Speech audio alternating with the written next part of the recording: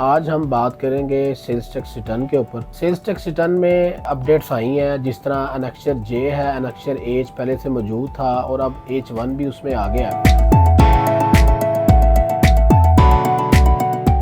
देखिए, जो लोग पहले मैन्युफैक्चरर थे वो अनेक्सर जे और अनेक्सर एच फाइल करते थे, लेकिन अब जो इम्पोर्टर हैं उनको भी अनेक्सर एच और H1 फाइल करना पड़ेगा। अनेक्सर जो एच है वो बेसिकली स्टॉक को ब्रीफ करता है, अनेक्सर जे जो है प्रोडक्शन को ब्रीफ करता है। अब जितनी भी मैन्युफैक्चरिंग कंपनी है वो अपना रॉ मटेरियल या उसकी प्रोडक्शन या फिनिशिंग गुड का जो सारा डाटा है, सारी वैल्यूज है, वो अपनी सेल्स टैक्स रिटर्न के अनेक्सर जे में पुट करते थे और फिर रिटर्न को फाइल करते थे। अब इसमें ये अपग्रेडेशन FBR ने की है कि जब तक मैन्युफैक्चरर के अलावा इंपोर्टर भी अपना एच स्टॉक का जो अनेक्सर है और H1 जब तक वो साथ अटैच नहीं करेंगे, सेल्स टैक्स रिटर्न फाइल नहीं होगी। इसके लिए FBR ने ये इकदाम किया है कि वो अपना स्टॉक का अनेक्सर, जितने भी टैक्स पेयर हैं, इंपोर्टर हैं, जो लोकल ट्रेडर हैं, वो सारे अपने स्टॉक का अनेक्सर मस्ट फाइल करेंगे, लाजमी फाइल करेंगे, अदरवाइज वो रिटर्न फाइल नहीं कर सकते। जितने भी मैन्युफैक्चरर है वो तो अपना अकाउंट पहले से बनाते थे और वो पर मंथ ही बनता था। अब जो प्रॉब्लम बेसिकली आई है वो इंपोर्टर को और लोकल ट्रेडर को, अब उनको भी अपना अकाउंट पर मंथ बनाना पड़ेगा। अगर वो अपना अकाउंट पर मंथ नहीं बनाएंगे